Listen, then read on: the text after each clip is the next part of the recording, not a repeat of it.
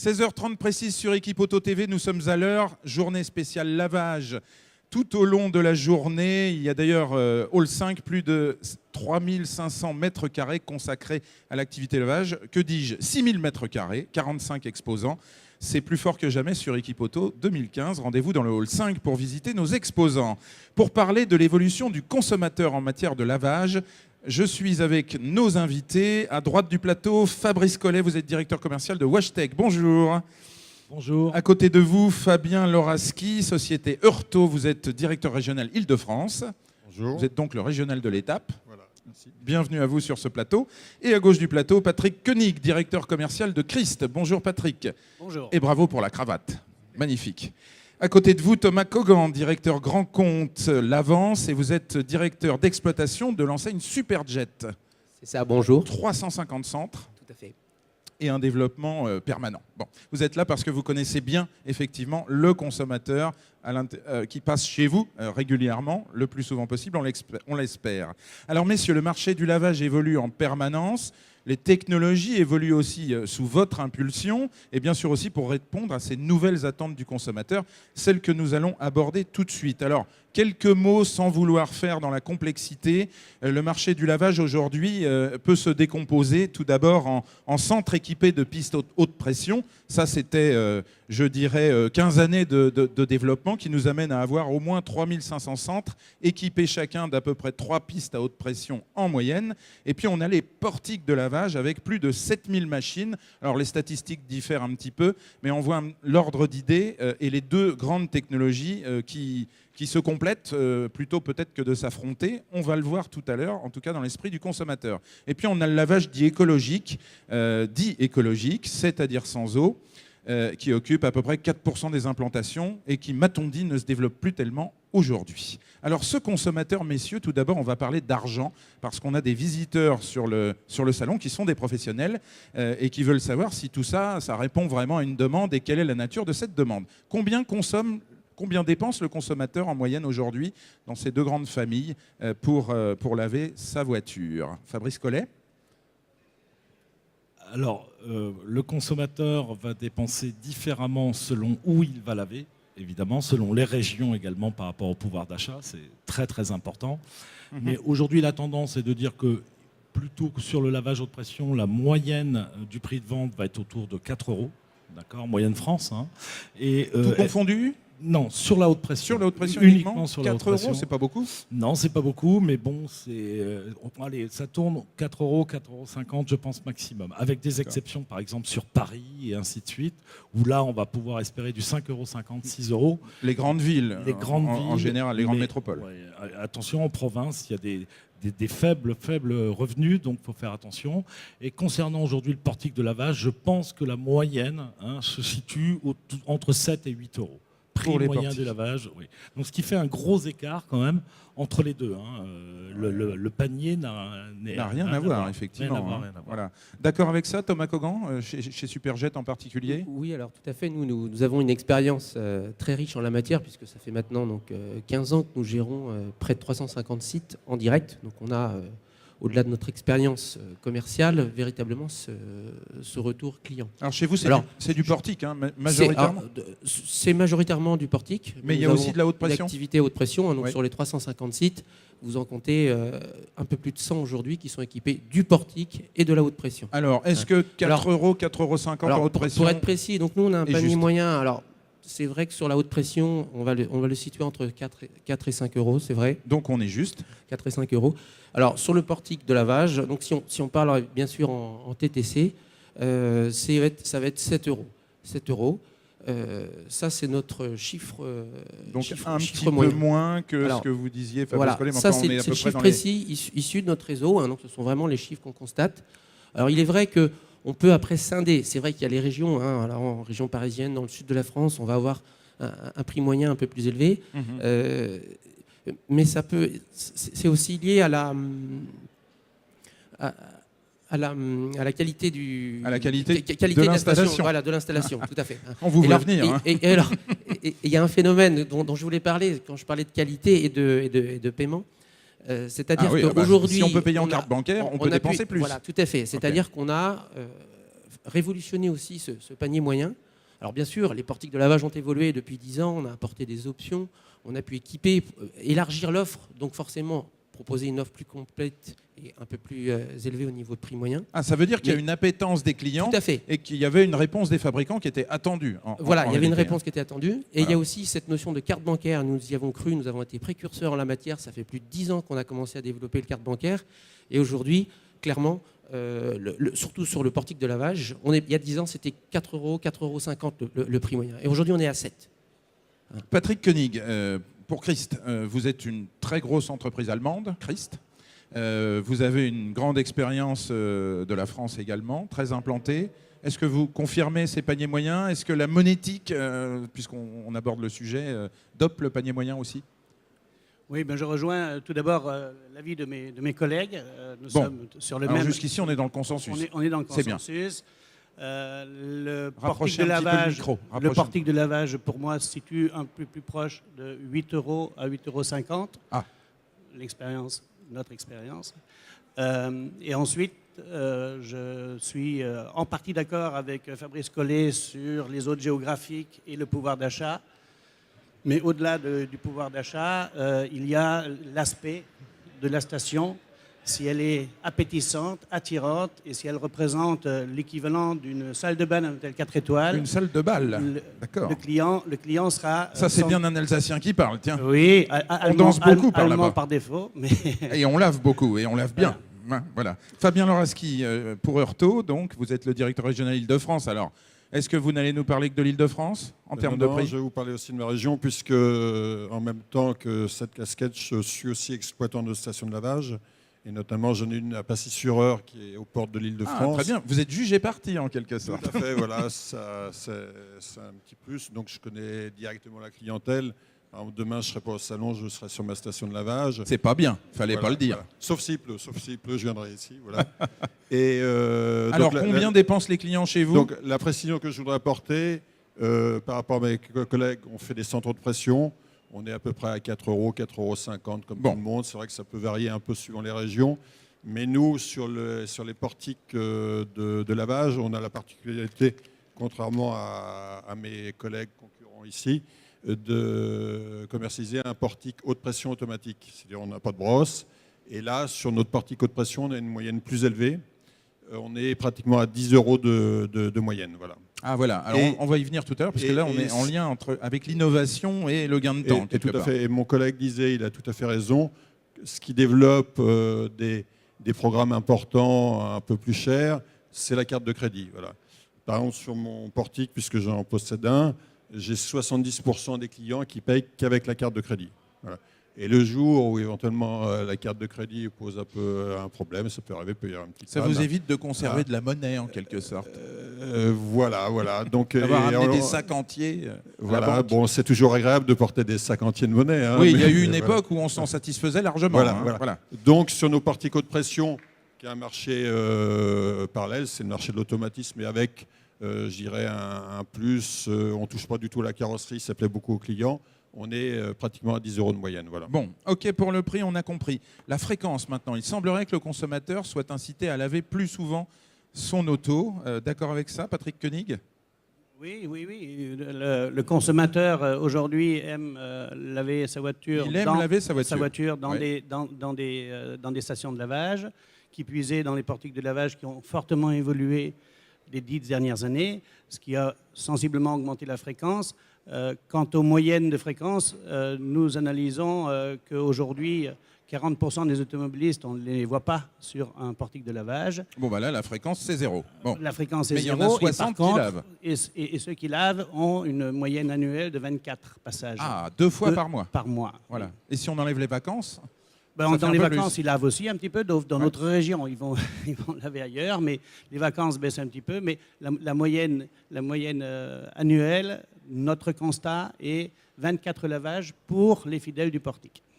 D'accord. Et Voilà. les fidèles de la haute pression? Et 18 lavages pour les laveurs haute pression. On lave moins souvent et c'est moins cher. Enfin, Et le panier moyen est beaucoup plus faible en haute pression. Ça ouvre un public un petit peu différent. Ouais, Les laveurs haute pression n'ont pas forcément la même philosophie de leur voiture. Est-ce qu'on peut dire que le marché globalement est en train de monter en gamme? Thomas Cogan?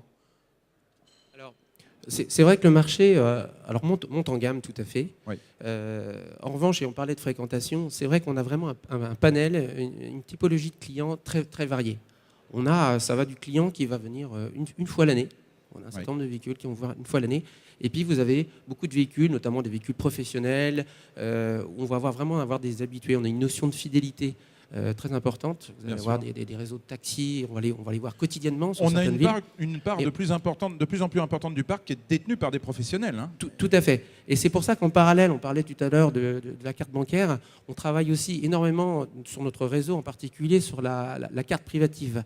Et là, on a encore beaucoup de choses à faire sur le plan marketing. C'est vrai que demain, avec le développement de ces cartes, on va vraiment avoir une connaissance encore beaucoup plus pointue, comme on peut le faire dans d'autres domaines d'ailleurs, sur la typologie de nos clients, la fréquence, pour pouvoir connaître aller plus loin, connaître l'information et pour pouvoir évoluer sur de l'offre promotionnelle. Et donc on travaille beaucoup maintenant. On passe sur cette phase-là qui jusqu'à aujourd'hui, il faut le reconnaître, n'était pas exploitée dans le domaine du lavage.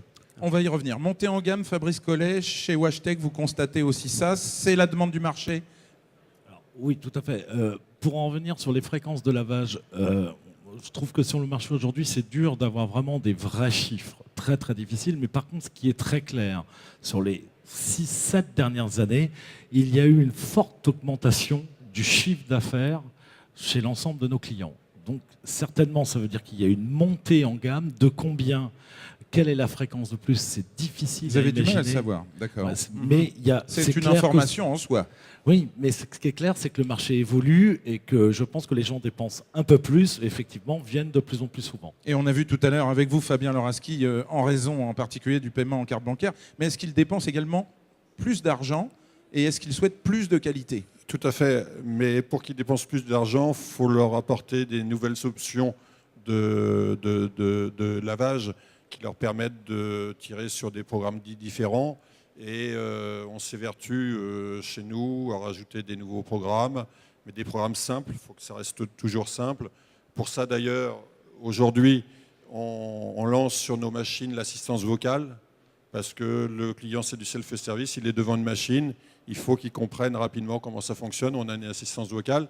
Et maintenant, par exemple, sur la haute pression, on lance des programmes jantes, c'est-à-dire le client avec le même tuyau, la même lance, il lave ses jantes, ce qui permet d'augmenter un peu la moyenne. Ça, c'est dans la haute pression? Ah oui, il y avait 2 lances avant. Dans la haute pression, tout à fait. Il a un programme direct qui se trouve avant les autres.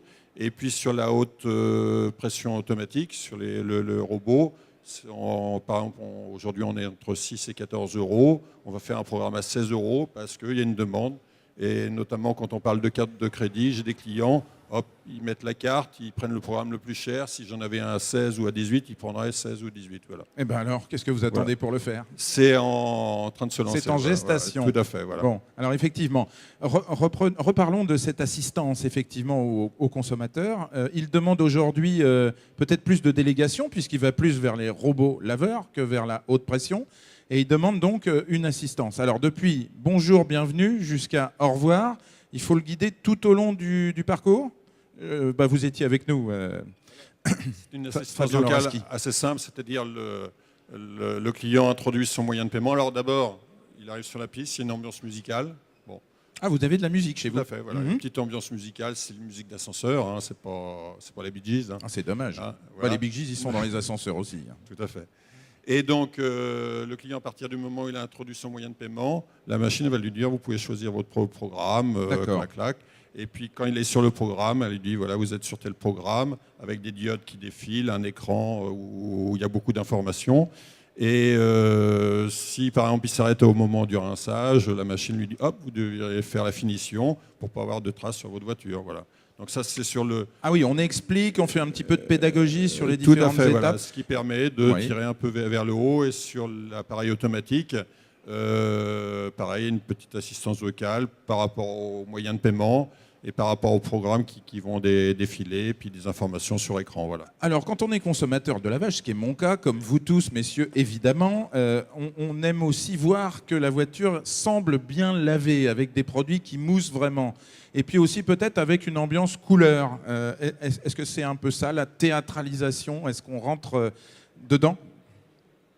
Alors, oui, il y a une forme de théâtre, c'est ce qu'on appelle nous dans le métier le show, hein, c'est-à-dire que le client, il aime de plus en plus laver, c'est clair, mais je pense qu'il n'aime pas tellement attendre. Et dans tous les cas aujourd'hui en France... on oublie de parler du temps, important. Et aujourd'hui en France, il arrive, déjà je pense qu'un des premiers problèmes, c'est que le client consommateur ne veut pas attendre, ou le moins possible, mais c'est notre société qui est devenue comme ça. On veut tout de suite, immédiatement. Et aujourd'hui, on a des portiques qui ont fortement augmenté en nombre de lavages, ce qui fait qu'il y a des gens qui attendent de plus en plus les queues lors des gros pics de lavage. Et finalement, on perd des clients. Donc...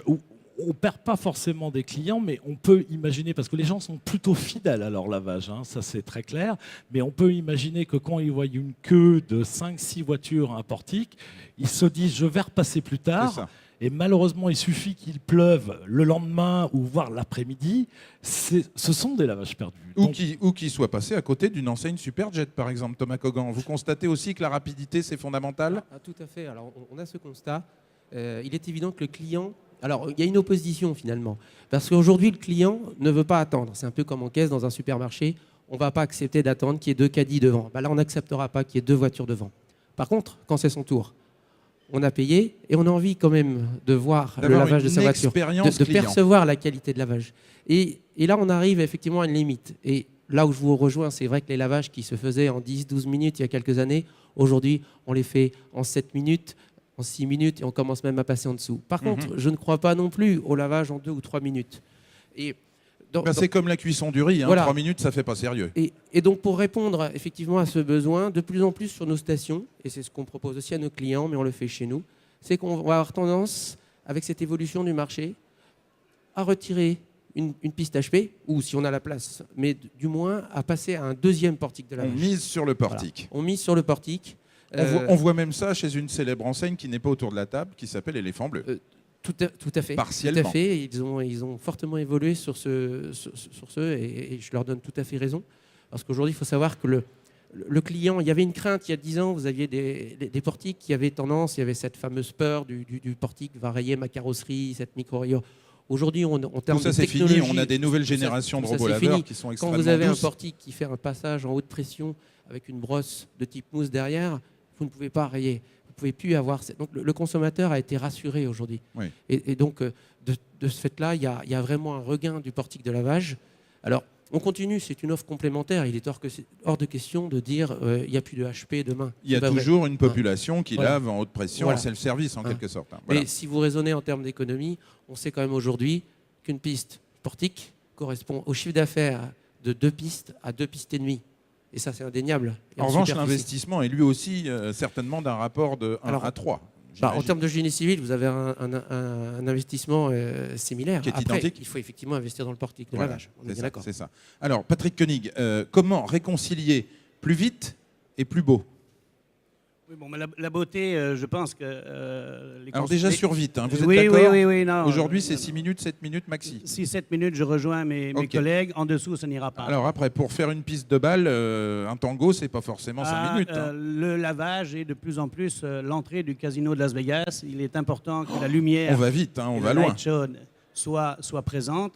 Et en effet, le client est attiré non seulement par la technologie qui, elle, va lui rendre un véhicule très propre et très sec, mais en même temps veut du show. Dans n'importe quel restaurant, c'est le cas. Dans le lavage, c'est aussi le cas. Ça dépend où on va et ce qu'on cherche. Hein.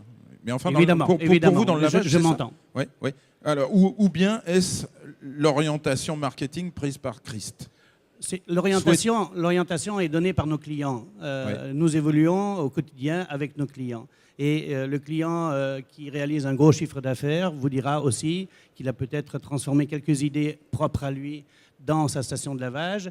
Et ces idées-là sont évidemment analysées. Et vous voyez ce qui marche très bien. Voilà. Bon, on les connaît relativement Alors, bien. c'est quoi en termes de théâtralisation? Donc, c'est des LED, vous parlez de light show, mais ça fait beaucoup. Le collègue a parlé de boîte vocale ou d'assistance vocale. Oui. Bon, ça...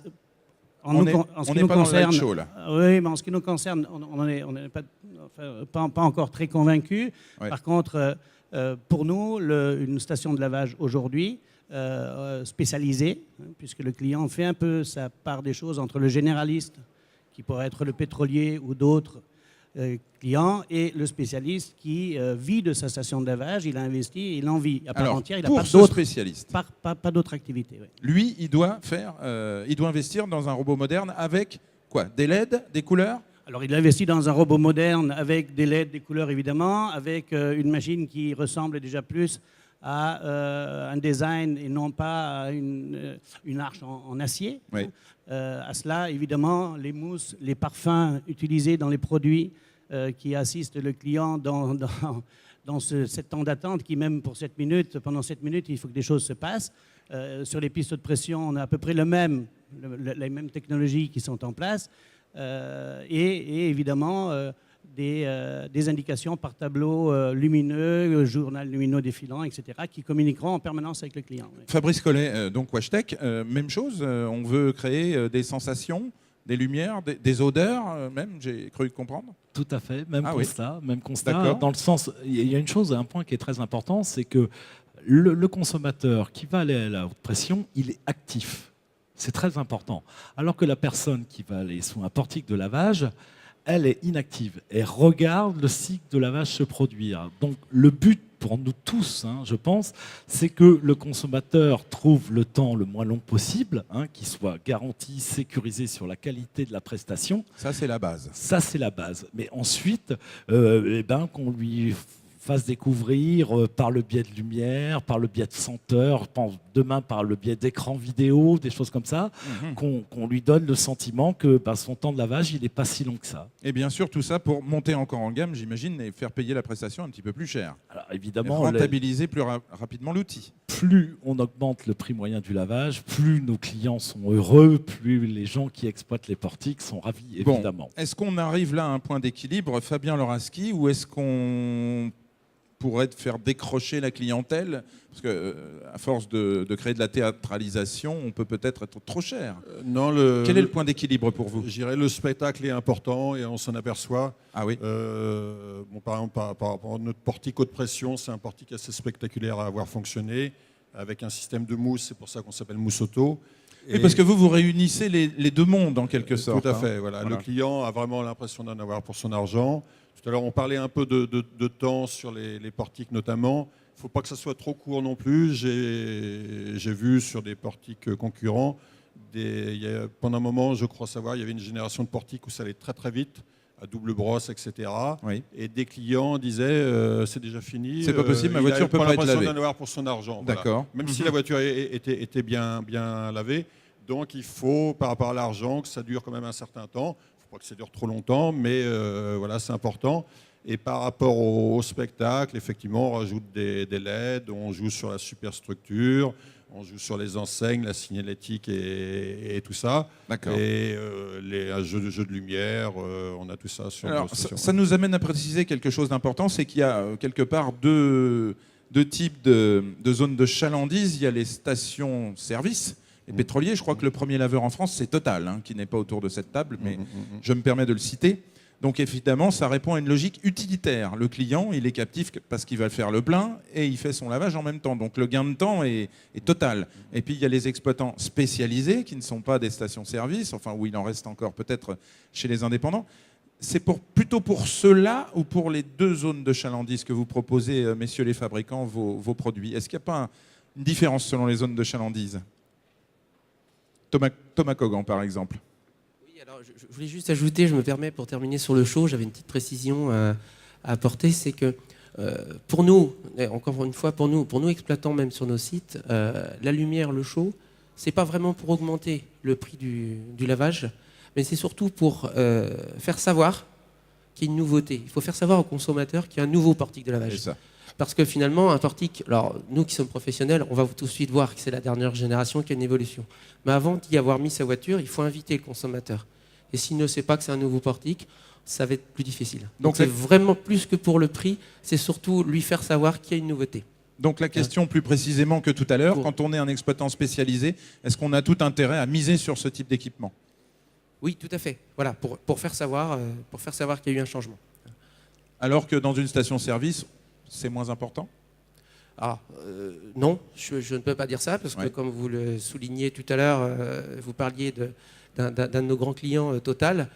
Aujourd'hui, ils misent complètement là-dessus, et tous les portiques, je peux vous garantir, sont équipés de LED et de bandeaux lumineux, de signalétique. Donc c'est valable pour tout le monde. Sur ce point, je ne fais pas de différence entre la typologie de nos investisseurs. Alors, il y a aussi un phénomène qui est très français, c'est qu'on a énormément d'implantations en extérieur. Est-ce que ça a vocation à rester comme ça? Et puis, parce qu'on voit aussi certains centres qui se ferment. Patrick Koenig. Alors ça, on a trait à la réglementation, hein, bien sûr, qui est permissive en France encore. Et c'est qui permet aussi à nos clients investisseurs d'avoir des coûts d'investissement moindres que nos voisins outre-Rhin, par exemple. La législation française est en train de changer. Les stations doivent être en tous les cas couvertes ou vont devenir obligatoirement couvertes parce que les gestionnaires des réseaux d'eau ne souhaitent pas un rajout d'eau de lavage dans les réseaux d'eau usée. Bien et compris. que l'eau de pluie n'a pas à être récupérée sur une aire de lavage. L'eau de pluie, elle va dans le réseau de pluie. Eau usée. Donc, c'est une question de coût pour la collectivité. C'est une question de coût pour la collectivité. Est-ce que vous êtes certain que cette réglementation va forcément être déployée? Je dirais un grand oui affirmatif. Un grand oui affirmatif. D'accord autour de la table? Fabrice Collet? Oui, je pense que oui. Aujourd'hui, seules certaines villes l'appliquent. Hein, ça vient plus du maire. Comme par exemple Nantes, par exemple. Nantes, par exemple. Nantes en tête, c'est très fort. Hein. Et c'est évident que je pense que la loi va s'appliquer de plus en plus. Donc, il va falloir notamment couvrir les portiques, comme chez nos collègues allemands. Hein, et ça va changer beaucoup le business case quand même, parce que ce n'est pas des petits investissements. Ah, voilà. Est-ce que c'est couvrir ou est-ce que c'est fermer? Je suis tenté de dire, aujourd'hui, il suffit de couvrir, parce que le but, c'est séparer les eaux de pluie des eaux de lavage. Parce que si on ferme, ça devient catastrophique. C'est moche, pour être clair. Alors, je ne crois pas, parce que si on regarde également la France est une exception. C'est-à-dire que la grande majorité, je pense que 80% des portiques à travers l'Europe sont couverts. Donc, je ne pense pas que ça change. Ça ne vient pas perturber le marché de trop couvrir, de trop cacher? Ça va perturber. Il va falloir qu'on change plein de choses également, notamment, on le disait, dans le show, dans les modes de communication. Il va falloir qu'on recherche des idées. Il va falloir qu'on aille voir notamment les fabricants de portes automatiques, puisqu'il faut que le client voie le spectacle. Donc, bon, on peut imaginer d'autres phases également. Hein, c'est-à-dire que le client reste dans sa voiture. Alors, aujourd'hui, c'est très compliqué par rapport à un problème législatif en France qui concerne l'arrêt d'urgence. Mais il va falloir évoluer par rapport à cette loi. Et je pense que d'ici 2-3 ans, un grand nombre de centres devront s'équiper. Et par contre, ce qui est dommage, hein, je tiens à le souligner quand même, c'est que tout est à la charge. Il y a très très peu de subventions accordées à nos clients dans le cadre d'appliquer cette mesure. Ça, c'est bien dommage. Bon, les collectivités locales, on sait ce qu'il en est. Hein, elles ont toujours moins de budget pour fonctionner. Fabien Loraski, donc Heurtaud, vous êtes exploitant de centres. Est-ce que vous craignez cette réglementation? Non, pas spécialement, parce que quand on parle de stations de lavage qui sont couvertes ou fermées, c'est plus dans des pays effectivement outre-Rhin comme l'Allemagne, des pays où fait plus froid, donc ils sont liés à des températures climatiques. Je reviens du Canada, tout est couvert là-bas, mais c'est obligatoire, sinon ça ne fonctionne pas. Bon, chez nous, on a des climats un peu plus doux. Donc, on parle plutôt d'environnement, là, c'est-à-dire effectivement les eaux usées, les eaux pluviales. Alors pour le problème des eaux usées, effectivement, bon, si on est amené à couvrir des portiques ou à faire des couvertures, même sur des pistes extérieures, parce qu'on a des pistes extérieures où l'eau pluviale elle arrive directement dans les eaux usées. Couvrir, pour vous, ça ne va pas perturber le consommateur? Le problème, c'est que c'est un peu plus d'investissement. Oui. Hein. Pour les exploitants. Si vraiment on est fermé, alors là, on n'a plus de façade commerciale et là, ça devient une catastrophe parce que attirer un client dans un parking souterrain, c'est pas évident. Voilà. Hein. À l'extérieur, on peut mettre qu'une enseigne, même avec des LED et du néon, mais c'est tout. Voilà. Donc, je dirais, par rapport au problème de séparation des eaux usées, aujourd'hui, c'est assez permissif, ça fonctionne bien comme ça. Il n'y a pas de loi en Vous n'êtes pas prévision pressé dans de ce voir sens-là. la réglementation Non, pas du évoluer. tout, pas du tout, pas du On tout. comprend bien. Pas Mais du tout. effectivement, c'était bien la question de la perturbation éventuelle du consommateur. Alors, dernière question, messieurs, puisque le temps a passé. Maintenant, nous devons conclure. Le consommateur de lavage dans 5 ans, comment le voyez-vous, Patrick Koenig, pour Christ?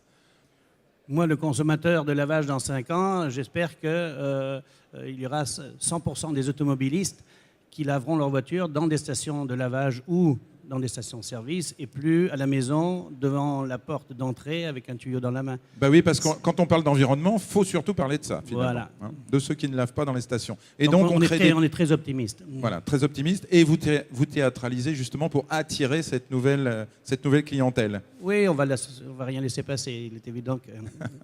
On vous fait confiance. Thomas Kogan. Oui, alors de la même Pour manière, l'avant, c'est vrai Superjet. qu'il y aura une évolution de ce type. Et je pense aussi à une révolution quand même qui se prépare sur le mode du paiement. Et le consommateur, dans 5 ans, aura sur Internet, non pas tout à fait prépayé son lavage, mais bénéficier effectivement de promotions, d'achats, de cartes, recharger sa carte. Ce ne sera même plus sa carte, ce sera son smartphone. Et il aura un paiement direct. Et c'est ce qu'on va tester, nous, dès l'année prochaine, de toute façon. Le paiement smartphone. Ça, c'est le smartwatch. Ce sera, voilà, tout à fait, on l'appelle comme on veut. Aujourd'hui, on ne l'a pas encore nommé, Ben voilà. mais ce sera de cet aspect. C'est libre de droit, c'est Tout à cadeau. Fabrice Collet pour WashTech, le consommateur dans 5 ans. Je crois que beaucoup de choses ont été dites. C'est évident que j'espère que dans 5 ans, il y aura plus de consommateurs, rien que sur le fait que de moins en moins de gens lavent chez eux leur véhicule. Bon, vous êtes payé pour ne pas que l'espérer. Non, mais ça, on ne peut pas y faire grand-chose. C'est un peu des effets de lobbying qu'on doit mettre en place. Mais ça, il faut espérer, parce qu'aujourd'hui, il n'y a pas le droit, il faut savoir, et c'est répréhendable, et la personne peut avoir une amende. Absolument. Ce n'est absolument pas appliqué. Donc je suis tenté de dire que l'État fasse quelque chose pour nous aider dans notre business, mais ça, c'est sûr qu'il faut l'espérer. Je pense que, comme l'a dit Thomas, il faut que le lavage, il évolue au rythme de notre société. Évidemment, Internet, il va falloir trouver des solutions.